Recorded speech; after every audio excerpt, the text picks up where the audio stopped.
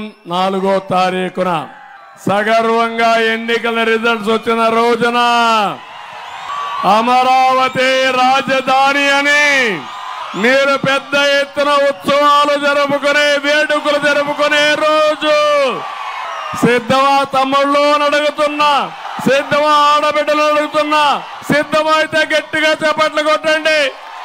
అదే రోజున జగనాసుర వధ కూడా జరుగుతుంది. జగనాసుర వధ, అమరావతి రక్షణ రెండు కూడా జరుగుతాయని చెప్పి నేను మీ అందరికీ తెలియజేస్తున్నా. ఈ రాష్ట్రాన్ని కాపాడుకోవాలి, ప్రజలు గెలవాలి, జగన్ పోవాలి. అందుకే జగన్ జరగమంటున్నాం.